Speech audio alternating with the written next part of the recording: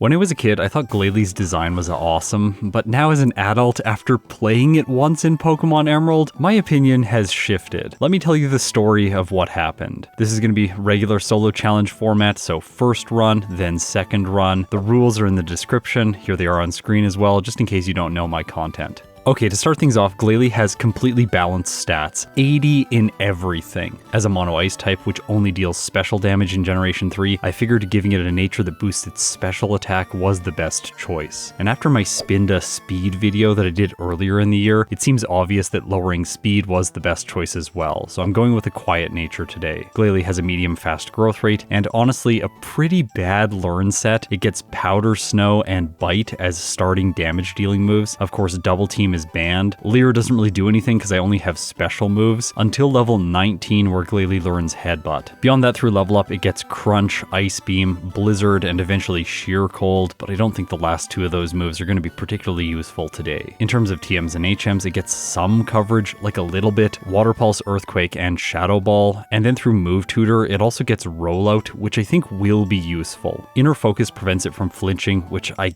guess is nice, but as we've seen earlier in the year in the Spinda video, the Emerald AI Pokemon are really not very fast. And overall, flinching isn't really something that I worry about too much in these solo challenges. Overall, in summary, I think this ability is just kind of useless, and that's a little bit of a letdown. Just before I move on from abilities, if you play modern Pokemon, you're probably screaming at the screen right now saying, "Scott, Inner Focus blocks Intimidate." No, it doesn't. That only started happening in Generation 7, so unfortunately for me, I don't have a way to play around the Mightyena that are plentiful in Hoenn. As an ice type, Glalie is not good defensively. It's weak to fighting, rock, steel, and fire type moves. I just want to go through quickly the trainers that means we're going to struggle against. Brawly, Roxanne, Steven at the end of the game, and Flannery. Honestly, all trainers that generally cause problems, maybe with the exception of Brawly since you can skip him until after Flannery's defeated. But the fact that I'm weak to Roxanne at the beginning of the game and Steven at the very end of the game is quite unfortunate. That said, Glalie has the potential to be successful against Roxanne just because ice type moves deal special damage, as I've mentioned before. I wasn't really confident going in with Powder, Snow, and Bite, so I decided to train all the way to 16 to get Icy Wind for a little bit more base damage. With it, I'm now ready for the first gym leader, so let's see if my overtraining paid off.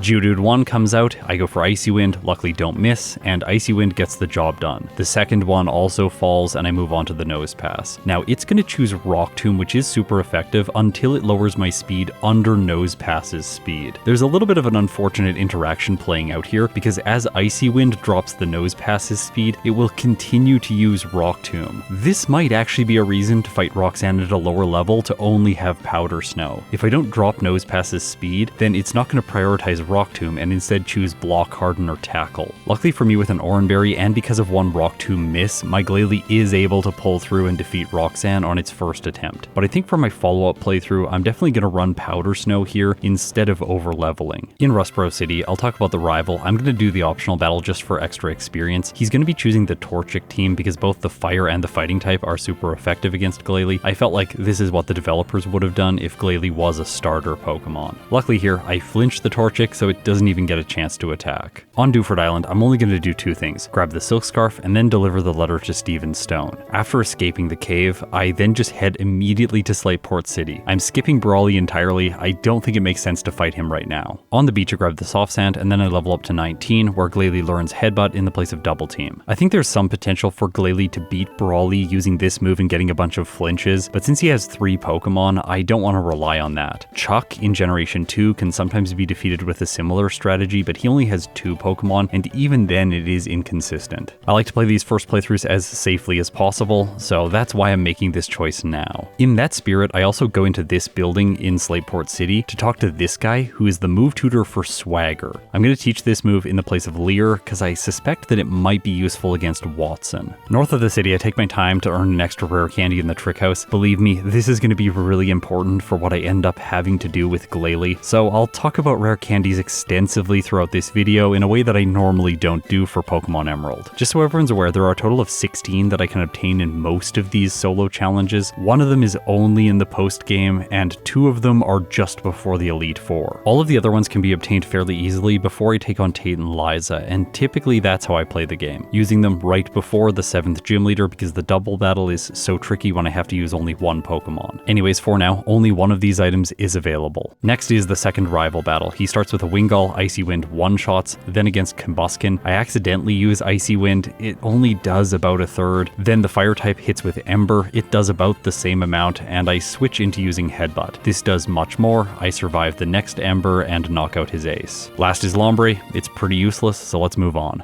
In the region surrounding Mauville City, I have historically done a lot of training, but that's started to be cut in my most recent routes. I'm fighting mostly just the trainers that I need to battle in order to progress with the playthrough, as well as some additional battles, in this case enough to get Crunch in the place of Bite. I decided not to go west of the city, instead battling Wall-E and going into the gym, fighting only the mandatory trainer before taking on Wattson at level 28. This is typically one of the most difficult gym battles in all of Hoenn. Icy Wind is not able to one-shot the Voltorb, it uses Spark, luckily does not paralyze me, and I knock out Wattson's lead. Next is Electrike, I use Icy Wind, which doesn't make contact, and I one-shot, so no chance for Static to activate. This is where things start to get a little bit sketchy. While Magneton doesn't have a Steel-type move for super effective damage, it is very bulky, and Icy Wind does almost nothing to it. I'm also gonna get paralyzed here if it takes a long time to knock out, so that's why I have the Cherry Berry, but this only helps for one turn. And it will take longer to knock out the Magneton. In this case, I try using Swagger to confuse it and use self-inflicted damage to get the knockout, and while this does work out, I only have 6 hit points left, which goes up to 9 when the Nectric comes in. But it moves first with 55 speed. That means it won the speed tie. As a result, Wattson hits with Shockwave, and my Glalie faints. I decided to do something here that I rarely do, which is Blackout. I let my HM users faint so I can keep the experience from the Voltorb, the Electrike, and the Magneton. I do an extensive grind all the way up to 33. This way I can use the single rare candy that I've obtained to this point in the playthrough to level up to 34 and learn Ice Beam in the place of Icy Wind before taking on Wattson again. This massive upgrade allows me to one-shot the Voltorb and the Electrike. From there, I just continue using it against the Magneton and I can two-shot, so Swagger wasn't needed. Last is Manectric.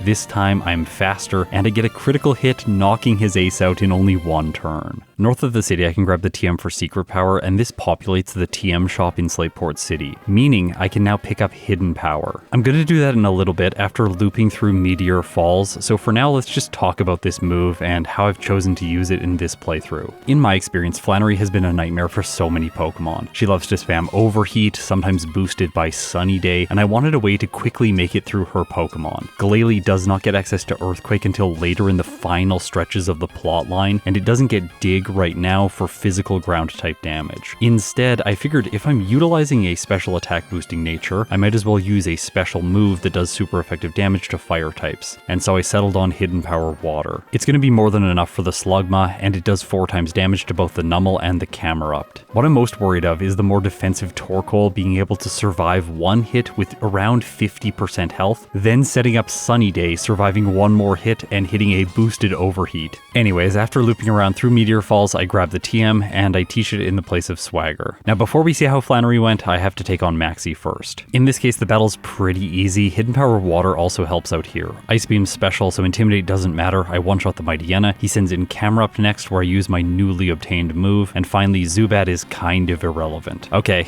time for Flannery.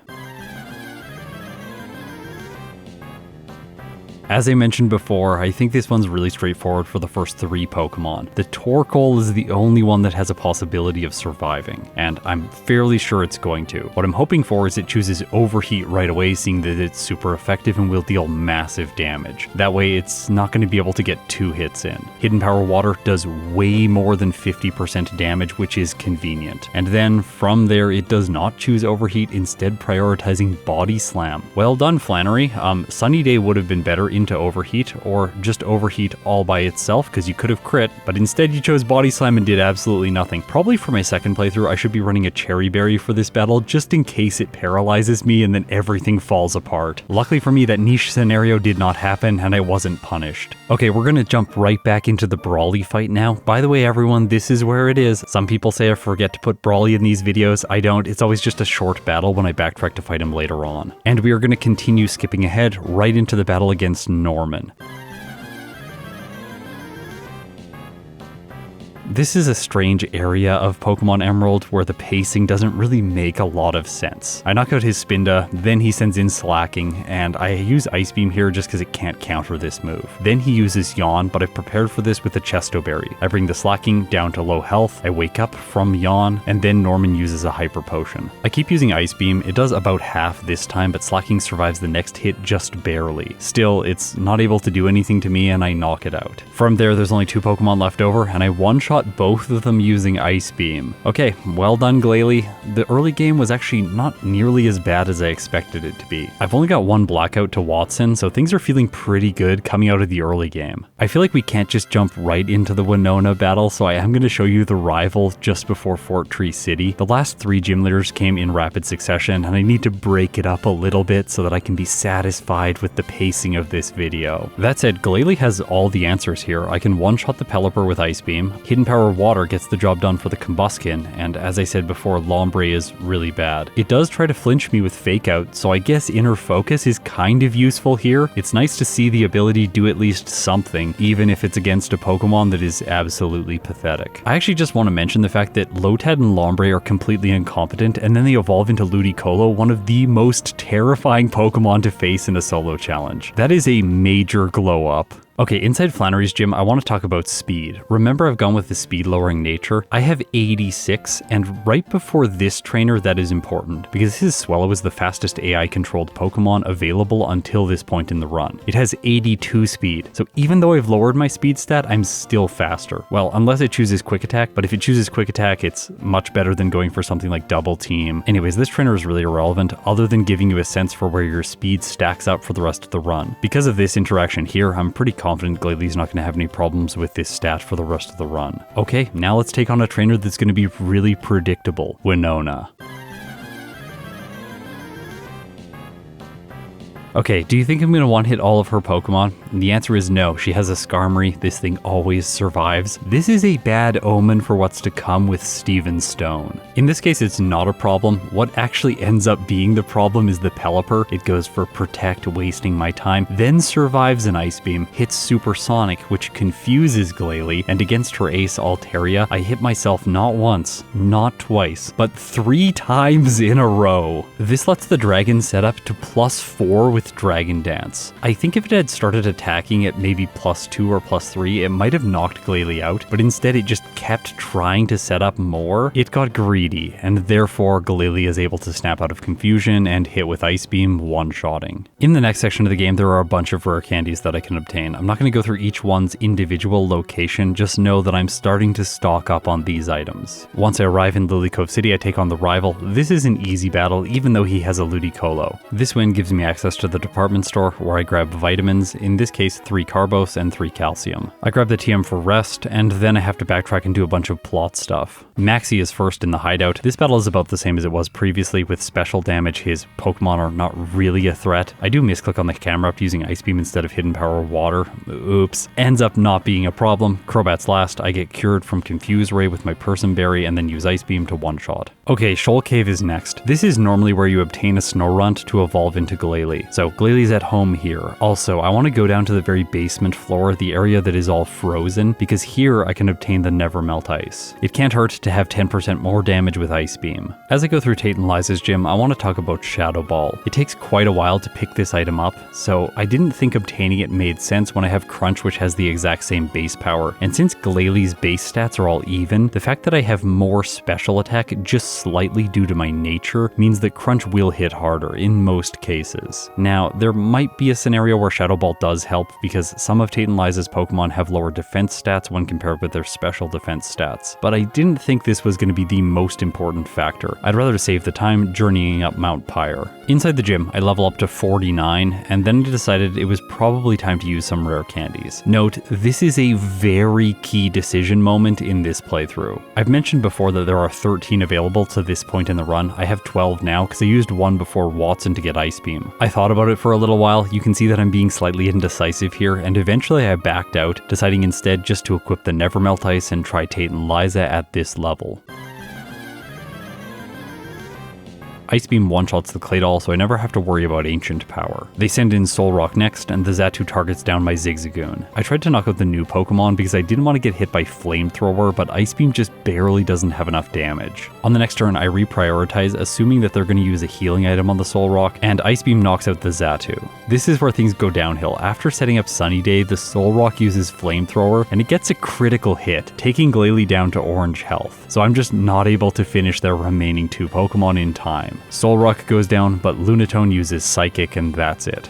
In the next battle, I'm not really sure what I'm thinking. I'm probably playing too quickly and trying to just get better damage ranges. I once again target the Soul Rock with Ice Beam. This time though, I get a freeze, which is very nice. Although then it immediately defrosts and sets up Sunny Day. Are you kidding me? That's ridiculous. Being afraid of Flamethrower, I target it down right away so that it doesn't get another chance to attack. In this case, we get to kind of see the difference between Crunch and Shadow Ball. The Lunatone has higher special defense, but I wouldn't have one-shot with Shadow Ball either way. I thought that because of Calm Mind and a Citrus Berry, it would survive my next hit, but it doesn't. However, the Xatu is set up enough now that it can knock Glalie out. Okay, my intuition was to use rare candies before this fight, and now I'm going from level 49 up to 55 before trying again. This time I target the Xatu because I know I'll survive the Earthquake from Claydol confidently. It always likes to do this on the first turn, then I can target it down if I really want, but I don't. Instead, I target the Soul Rock, avoiding Flamethrower and Sunny Day. I'm taking decent damage from Earthquake every turn, but again, I continue prioritizing knocking the Lunatone out. It goes to low health and uses a Citrus Berry, so they're not going to use a Hyper Potion, and I can finish it on the next turn, leaving only the Claydol. But of course, Ice Beam has more than enough damage, so that's that. Tate Liza defeated. But at what cost? I had to use a total of 6 rare candies here. That's 7 that I no longer have access to for the rest of the playthrough. Inside the Space Center, I have an easy battle against Maxie and Tabitha, and then just before Archie, who is an equally easy battle, I also grab the TM for Earthquake, which will be useful later on for Steven Stone. I did decide to teach it in the place of Headbutt before facing the last gym leader because the normal move isn't very useful, and Ice Beam is honestly not a very good move when you're facing a water type specialist. Okay, there is only one more gym leader left to go. Love Disc is first and Earthquake 1-hits. Perfect. Next is Whiscash. This thing is annoying. I go for Ice Beam. It doesn't one-hit. Then it sets up Amnesia, survives Ice Beams. He continues healing. This thing is really slow to knock out, and eventually it sets up Rain Dance and then goes down. Celio's next. I go for Earthquake. Don't one-hit, but I two-hit, so that's fine. I took minimal damage. In general, his Pokemon don't really have anything that's good against Glalie. I two-hit the Crawdaunt and move on to the Kingdra that's last. I knew that Ice Beam would do more damage than Earthquake, but I wanted to do less damage on the first turn, trying to prevent him using Rest or a potion. Then on the second turn I use Ice Beam and Kingdra goes down. Wall-E is really easy, nothing to report here. Now before the Elite Four I'm going to do 3 things. First of all, grab the TM for Return, just in case it's useful. Then get another Hidden Power TM in case I need to teach this again and have a little bit of moveset flexibility. And finally, I go to Mauville City and use the Move Tutor to teach Rollout in the place of Hidden Power Water. Because earlier in the year with Wailord, this Rock-type move was very helpful against Glacia, and I was expecting that Glalie would need some help against her. Okay, now time for the Elite Four. If you just quickly think about all the trainers that I have to face in the remainder of the game, I think there are only 2 that pose potential problems for Glalie. Wallace, because water types resist ice type moves, and Steven, because steel types are super effective against Glalie. Before that, the proper Elite Four should be fairly simple. Sydney is a dark type specialist, but dark types are neutral against me, and ice is actually quite good against his team because he has 2 grass types. The last Pokemon on his team is the Crawdaunt. I try using Earthquake, but the Lobster shellfish. What is this Pokemon? It's like a crawfish, I guess. It's a crawfish. Crawdont. Yeah, the crawfish Pokemon is actually quite defensive, so Ice Beam ends up doing more damage than a neutral Earthquake, which I find hilarious. In the end, no problems against Sydney. Okay, Phoebe's next, and I didn't expect Crunch to fail to get the one hit against the first Dusclops. That's a little bit unfortunate because it uses Curse, and with that, I have to reset. Still, the Dusclops isn't programmed to only use this move on the second turn. Sometimes it just goes for Shadow Punch. When that happens, I'm able to defeat it and take an easy win against the rest of her team. Just so that everyone's aware, the Defense Curl move tutor is not free in Pokemon Emerald. It's available in the Battle Frontier, and it costs 16 BP to access. So Glalie is not going to be able to get it today, which is quite unfortunate. Although, not here for Glacia, she is really simple as predicted. And out of all the league members, Drake is the easiest. I can just spam Ice Beam and defeat all of his Pokemon. Most of them take 4 times damage with the notable exception of Kingdra, but Ice Beam just freezes and then I two-shot. Before Wallace, I felt like teaching Rest in the place of Rollout. Coming back to this footage after playing the run in August, I'm not really sure about this choice. Recently, I have really been liking Rollout, which is a big change from my former strategical approach to these solo challenges. Anyway, for now it's gone. The move tutor is single use, so that's that. To be fair, Ice Beam, Earthquake, and Crunch seem pretty good against Steven Stone, and hopefully there'll be enough here for Wallace. His first Pokemon is Wailord. It really can't do much. Double Edge is the thing that it's prioritizing because it has the most damage. I finish it off fairly quickly. I should have used Ice Beam turn 1 to have less damage so that he didn't use a full restore, but it's a small detail. I end up taking a lot of damage as a result, having just above half health remaining for the rest of the battle. Earthquake one-shots the Tentacruel, then Ludicolo comes in, and while it does set up double team, I luckily don't miss. Whiscash, as was the case against Juan, also slows things down. Ice Beam is not able to two-hit after one Amnesia, and then he uses a full restore. But I speed things up here with a critical hit, taking it from full health to 0. Gyarados follows. I'm going to two-shot with Ice Beam, but it sneaks in one Earthquake after a Dragon Dance, bringing me down to red health. So for the Milotic, I figured that I should be using Rest. Unfortunately for me, this is just not quite healing fast enough to give me damage turns. I figured that I could maybe stall out the Milotic and deplete its uses of Surf, but I'm not able to do that, and eventually Glalie faints because of a critical hit. Now, I think I make what is a critical mistake here. I have 8 rare candies left over, and I use them all now to get better damage ranges against Wallace. You're gonna see why this is a mistake in just 1 minute. For now though, I was thinking I need to get to Steven Stone as fast as possible because with Ice Beam, I should be good, right? It's a special move. He's got mostly physical Pokemon. In Generation 1, that's how things work. And also Earthquake does good damage to most of his Pokemon. The thing is, Wallace, even with the rare candies, isn't an easy win. I just barely pull through, being able to use Earthquake 3 times on the Milotic, surviving with 3 hit points. And I think that I only win here because my final Earthquake gets a critical hit after the Milotic consumed its Citrus Berry. That was genuinely a really close fight, and you can see now that I have Rollout back on my set. I didn't teach Rest for it after using the rare candies. I think in my follow-up run, Rollout might be the better solution for Wallace overall. Although defeating him quickly might not be that important, because Steven Stone is next. And earlier in the year, I played the game with Nose Pass. I got so stuck on this final battle because Steven Stone is so strong. And when I'm mentioning Nose Pass in a video, you know that something probably went wrong. So let me show you the Steven fight.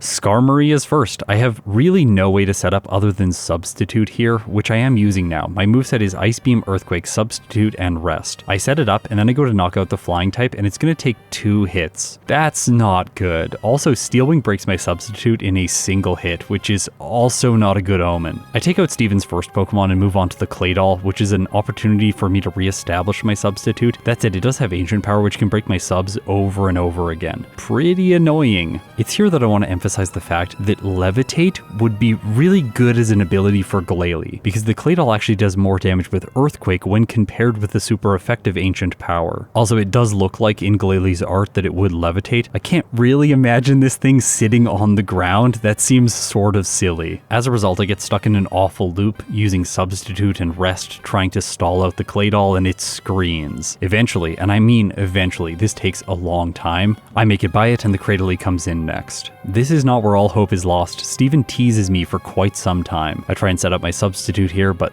this thing is able to break it with ancient power? I didn't expect that. Although I am able to re-establish it and then knock the Cradley out over 2 more turns because it tries for Ingrain. Armaldo's next. I just barely don't have enough damage to 2-shot, but I get lucky, freezing. This allows me to re-establish my substitute and move on to Steven Stone's final 2 Pokemon, Aggron and Metagross, the latter of which comes in next. Okay, right now it looks like I am teasing all of you because Glalie is about to defeat Steven Stone, but look at how much damage Earthquake does. 1/3 to the Metagross. The retaliatory Earthquake breaks my substitute, and then even though I've been healing slowly with the leftovers, the Metagross is able to knock me out with Meteor Mash's next hit. Here's the thing about this fight, I don't lose it quickly. In some cases, a Pokemon is running a set like Substitute, Calm Mind, Ice Beam, and Hidden Power Fire. In that case, I'm gonna lose on the Skarmory exclusively, which is right at the beginning of the battle. It typically happens when your substitute gets knocked out over and over again when hit by Steel Wing. But in this case, I'm just knocking everything out because I have no real way of setting up outside of substitute. That means I lose later into the battle on Pokemon like Cradley, Metagross, or Armaldo. That's after the extended period of time that it takes to knock out the Claydol. In the next fight, I lose to the Cradley, and then I come back in and have a really long battle against the Claydol, like really long. We're gonna speed it up for you. If you are sensitive to flashing lights, just look away for the next like 5 or so seconds. This battle takes forever. I continuously use rest, try and set up my substitute, and eventually I do knock out the Claydol, but then I make it to the Cradley, through that to the Armaldo, and it gets me with Ancient Power. I think the fact that I arrived at the Metagross in the previous fight was purely luck because I froze the Armaldo, and I don't want to have to rely on that to get a win here after how long it takes to defeat the Claydol. I'm going to do a bunch of things now, mostly relating to leveling up, including grabbing the rare candy in the Safari Zone. While I do a bunch of this training, I want to talk about a concept that I don't have a good name for yet that maybe you can help me with. It's this idea where you can beat a trainer with luck at one level. Let's say level 70 with Glalie, relying on Ice Beam freezes occasionally throughout the fight on critical opponents. It would be really nice to freeze, say, the Claydol, the Armaldo, and then the Metagross. Of course, this requires a lot of luck and it's not consistent. It's probably really frustrating if you want to play the game quickly and to do it with decent regularity. With these solo challenges, I am trying to beat all of the main series Pokemon games with every species. If that is my overarching goal, and I'm going to play each one of them at least twice, then I need to be time efficient. Within Pokemon Emerald, there are around 400 species, and if I did one of them every week, which is way faster than I'm currently releasing these videos, then it would take me a total of 8 years to complete this project in just Pokemon Emerald, and that's not even considering backports, which I have now started to do. I don't know why I do this to myself. Well, actually I do. I do this because I love Pokemon, I love playing solo challenges, and I find this project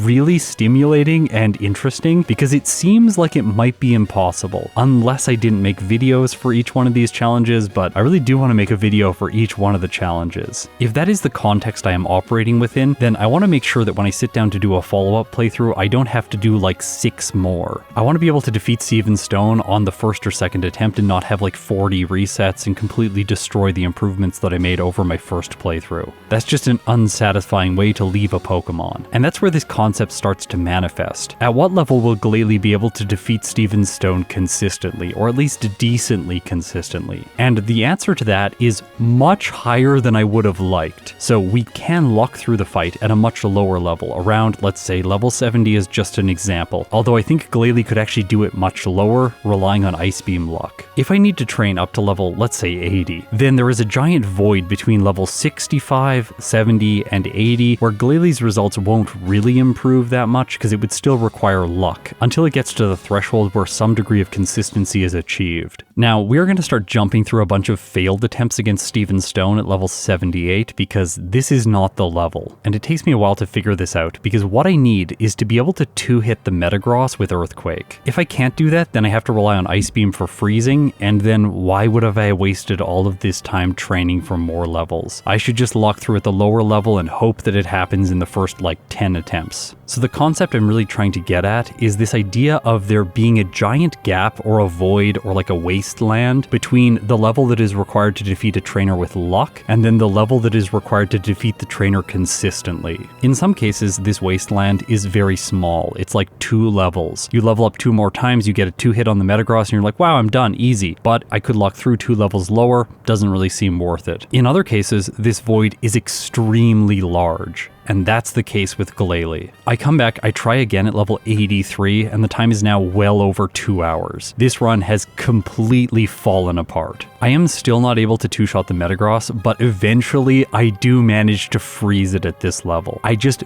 barely pull through and move on to the Aggron for the first time. And this is where I realize a logical inconsistency I had. I assumed that with 4 times damage, Earthquake was going to one-shot, but Glalie's stats are not good enough. The Aggron survives on orange health, it doesn't choose Solar Beam, which it usually does, and it knocks Glalie out. You know, now that I think about it, I've been trying to use the word wasteland to describe this term, but maybe chasm is the proper term, because it kind of feels like on one side of the chasm you're able to defeat the trainer with luck, and then if you go to the other side of the chasm, you're able to defeat them with consistency. Anywhere in the middle doesn't really make sense. You don't want to stop there. You're just going to fall straight down and get a subpar result. Let me know if you have ideas for what this term could be called, because I want to be able to reference it more quickly than I have up until this point on the channel. I come back and try the fight again at level 84, and I still can't 2-shot the Metagross here. At this point, I have run out of good trainers to fight in the game. Grinding in Victory Road is also quite slow, and I want to continuously chance the fight against Steven Stone. So I actually begin Blackout training here. It's annoying because it takes a long time to get back to him in the cave. I have to like navigate a waterfall and a bunch of other things like using super repels, but I am going to gain better experience yields here, defeating his first 3 or 4 Pokemon every time. I lose again, come back. This time at level 85, I'm still going for Ice Beam on the Metagross, thinking that this is what I'm going to need to win. But on the next attempt, I have my substitute in place, so I try Earthquake, and it is able to 2-shot. Well, I thought it was going to be, but then it doesn't. Metagross survives on a tiny sliver of health. I can't believe this thing. This is so frustrating. By the way, in RBY XP Router, I can see that I have around a 70% chance to 2-shot the Metagross at this level. So yeah, I am just getting unlucky here. Although, if you don't believe me, after using a Meteor Mash, he uses a full restore, healing the Metagross to full health. Because of this, I'm able to hit with 2 Earthquakes in a row because I'm faster, and this time I get the knockout. I have orange health that's left over for the Aggron, but here I make a risky play. I choose Substitute, and the Aggron does go for Solar Beam. As a result of that, I choose Rest, heal up, take my time, and eventually knock out Steven's final Pokemon. In my first attempt with Glalie, I clock in with a dismal result, 2 hours, 29 minutes, and 28 seconds, with 19 resets, 5 blackouts at level 86, with a game time of 8 hours and 21 minutes. I do want to quickly remind everyone that I beat Wallace at 1 hour and 32 minutes, so it took me almost an hour to beat just Steven Stone. Now, I never claim that I'm the best player or even a good player doing these solo challenges. Realistically, since this is my job, I'm probably above average. That said, there are some people in the community that are far better at these games than I am, so we actually have a result from someone, Ike the Killer, who got a much better time with Glalie. I'm 100% sure his reset counter is messed up, by the way, because he always shows 0 resets at the end of all of his runs. Anyways, he got a time of 1 hour 50 minutes and 21 seconds, but also at around level 85, with a very similar moveset, Ice Beam, Earthquake, Substitute, and Crunch. When he posted these results, he said, "This one is a tragedy though. If Steven didn't exist, Glalie is 120 at worst." Now Ike, that hurts my feelings. If I had beat Steven Stone right after defeating Wallace, I would have been around 1 hour and 35 minutes, so I wouldn't have been able to get the 120 time. Anyways, my feelings aside, I think what we've both found in this run is that Steven Stone is really the only major problem that Glalie faces throughout the entire run. And so for my follow-up playthrough, I had to decide which side of the chasm I wanted to come down on. Do I want to go for the really lucky Steven Stone win at a very low level with an exceptional real time, or do I want to be more consistent and take things slowly all the way at level 85 for a decent chance to 2-shot the Metagross? Well, let's get into the follow-up run and see what I decided. Well, it initially seemed like it was a choice between 2 options, but then as I played the second run, I realized that there is actually a third choice. First of all, let's go through the obvious stuff. Roxanne, I'm going to do at a much lower level. I go into this fight at level 11. This is objectively quite risky. I 2-shot the first Geodude, level up to 12, and then have a 59% chance to knock out the next one in 1 hit. The real issue here is the fact that the Nose Pass takes between 5 and 7 turns to knock knockout using Powder Snow. Essentially, I'm hoping for a freeze along the way since I'm using this ice type move so frequently. I'm lucky because when it's attacking, it is choosing between its 3 weak moves and not choosing Rock Tomb, which does between 45 and 55% damage. And I am able to pull through with a win. I just wanted you to know that this fight isn't a guaranteed victory at this level. If I wanted things to be much more consistent with Glalie, I could level up to 13 where it one-shots both of the Geodudes. This time around for Wattson, I level up to only 30. I don't need Ice Beam here. All I need to be able to do is outspeed the final Manectric if I get there without a status condition. It's not really likely that I will. I have a tiny percent chance, 0.4, that I will 2-shot the Magneton, and I only have a 17.6% chance to 3-hit. Do remember, these chances don't take into account the secondary effective crunch, which is to lower special defense. So in that case, my probabilities of winning is slightly higher. Either way, it doesn't really matter. As long as I make it to the Manectric with decent health, I'm still able to pull through. I think leveling up to 34 is just overkill, and using a rare candy early on seems like a terrible idea after what I just showed you could happen at Stone. Once again for Flannery, I'm running Hidden Power Water, although I really want to draw your attention to the fact that I am a lower level now, because I cut levels from Roxanne as well as from Wattson. This has a big impact on Overheat's damage when used by Torkoal. Now it does between 85 and 100% damage. That means Flannery has a 10.9% chance to one-hit me when using the fire type move, although it is more likely that Glalie is going to survive. And that's what happens here for me, where Glalie lives on 4 hit points, taking the victory on its first attempt. So far, no resets or blackouts. For me, that changes later into the playthrough. This time around, I took Shadow Ball and Crunch into the Tate and Liza fight. I'm doing this at level 48 without any rare candies, because I need to be a very high level, as you saw before, for Stone. I do get 1 reset here, and overall this fight is a little bit risky, but I'm able to pull through on my second attempt. This is where things really start to change in comparison to the previous run. I'm going into Sydney's chamber at level 55. If I use my 15 rare candies now, I will go up to level 70. As we saw before, that isn't high enough to have a consistent battle against Steven. I need to be 15 levels higher in order to achieve that. Right now on the clock, I am just under an hour and 20 minutes, so unfortunately, Ike the Killer, I am not going to do what you said is going to be the worst case scenario. If Glalie didn't have to fight Stone. I will give you that. It does have to face Stone in this case, so I'm gonna have to put the time in. By not using my rare candies, I can just continuously fight the league and not really save or use items. Whenever I lose, I just black out and try fighting the league again, gaining more experience. This way I can level up quickly on trainer boosted experience and quite efficiently, because every time I black out, I spawn just outside of the Elite Four. My thought was going into this that I'm gonna do all the training. I'm going to go all the way to level 85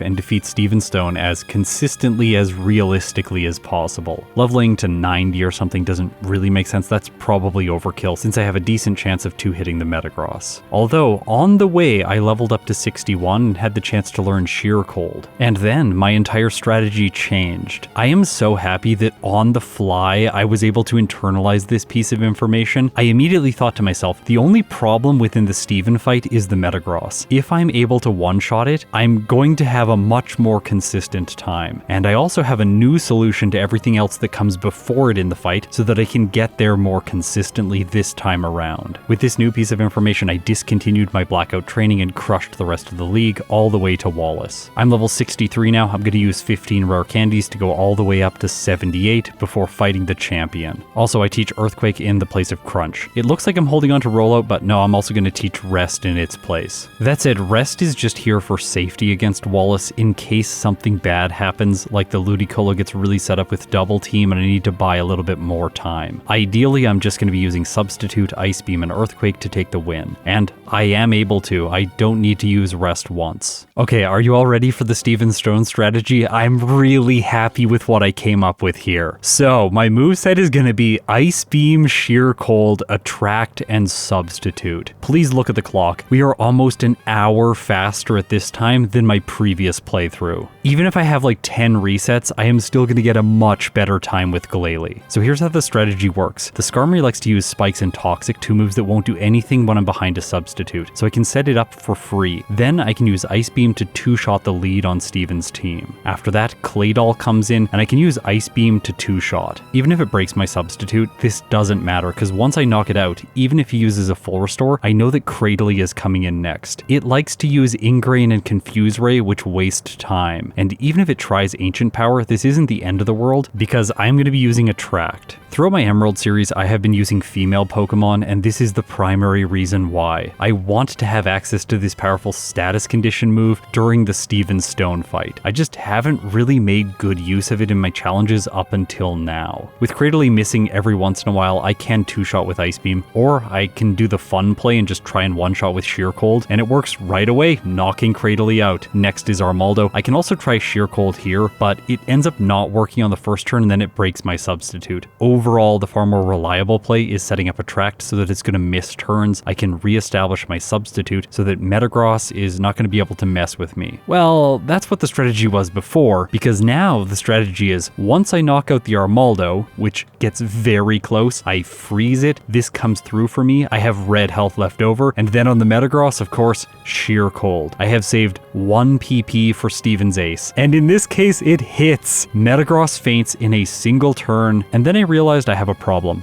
Aggron is next, and I'm not able to knock it out in one turn with Ice Beam. Actually, I get a critical hit bringing it down to red health, and then it breaks my substitute. But Steven is going to use a full restore. Thing is, I haven't lost because Attract is fantastic. This immobilizes the Aggron so it's not able to attack, and while Steven does heal again with a full restore, I'm able to use Ice Beam and knock it out over 3 more turns. Glalie clocks in with a second playthrough time of 1 hour 32 minutes and 57 seconds. With 1 reset, 3 blackouts at level 79 with a game time of 5 hours and 58 minutes. I am so happy with these second playthrough results. I didn't think I would be able to pull this off with Glalie. Just looking at these results side by side with my first playthrough, there is such a huge difference. Almost an hour of real time was saved, and things seemed a lot more consistent in my second run. That said, I do want to acknowledge some of the flaws in my strategy, since it was one that I came up with on the fly while playing the second run, which was supposed to be more conservative. I ended the game over leveled. Here are the damage ranges against Steven Stone. You can see that at level 77, Ice Beam 2 shots the Skarmory, the Claydol, the Cradily, and the Armaldo all consistently. Although at level 75, I still have an 85.9% chance to 2-hit the Armaldo. And that said, it is possible to push Glalie's level even lower and rely on Attract to get by the Armaldo. That still gets Glalie to the Metagross with the chance to use Sheer Cold to one-hit. Oh, by the way, obviously Sheer Cold's damage is not calculating correctly in the Pokemon router. You're going to notice that because it says absurd things like 236 hit against the Metagross, which is obviously just wrong. What the optimization process for this run really comes down to is Wallace. As long as you're sure that you're going to make it by him at whatever level you're at, provided you outspeed all of Steven's Pokemon, so Glalie needs exactly 141 speed, then it should be able to win there with some luck using Substitute, Attract, and Sheer Cold. In these videos, I really like to provide you as much information as possible so that if you sat down to do this run yourself, you would be able to get decent results on your first playthrough. So I'm going to keep digging just a little bit. If I turn off all the rare candies on the prior run that I just did, and then we look at damage ranges for Steven Stone, Glalie would be there at level 63. This is assuming we can get by all of the other Elite Four members without needing a higher level. In this scenario, I'm going to 3-hit the Skarmory, 2-hit the Claydol, 2-hit the Cradily, and then 3-hit the Armaldo. I think with Attract, I could pull that off, and then Sheer Cold both the Metagross and the Aggron. In this scenario, I outspeed all of Steven's Pokemon, but just barely. Notice in this damage range calculation sheet that it shows that I level up after defeating the Skarmory to 64 against the Claydol. On the Skarmory, I would have 139 speed, so I'd be slower than the Claydol. But then I level up, and I get the outspeed on the Claydol right away. That's how close this would be. I'm going to quickly say thanks to all my Patreon supporters and YouTube members before I rank Glalie in my follow-up tier list. Your financial support really does make these videos possible, especially in this amount of quantity, because I have to pay video editors to help me get all of this done so I have time to play the games and think about these strategies. I don't think I have time to do a third Glalie playthrough today, and I'm really happy with the improvements that I made over my first run, so I'll leave it here for now, but I'm sure I'm going to revisit this one in the future and see just how far I can push things using Sheer Cold. If you get a good result with Glalie using this strategy or a different strategy, please post it in my Discord, the link is in the description. Today with his time, Glalie takes the only spot in the B tier, just behind Hariyama, who's in the A tier, and ahead of Pokemon Pokemon like Spinda, Chimecho, and Relicanth from the C tier. Of course, this tier list is going to need a major rebalancing, and when that happens, Glalie is definitely going to move down at least 1 or 2 tiers. This thing did a lot better in its second playthrough, but it is by no means a fantastic Pokemon in Emerald version. It really is held back by Steven Stone, even with the sheer cold strategy that I eventually came up with. Thanks so much for watching. If you've made it this far, you are incredible. I'll see you in my next video.